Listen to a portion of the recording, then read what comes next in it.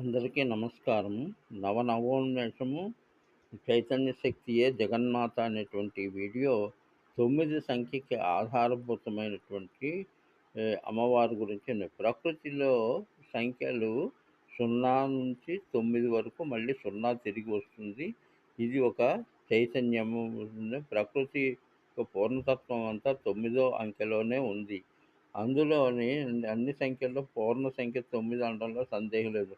సృష్టి అంతా ఇందులోనే ఇమిడి ఉన్నదని చెప్పడానికి లేదు. సత్ అంటే ప్రాణశక్తి. ప్రాణశక్తి లేనిది ఏది జరగదు.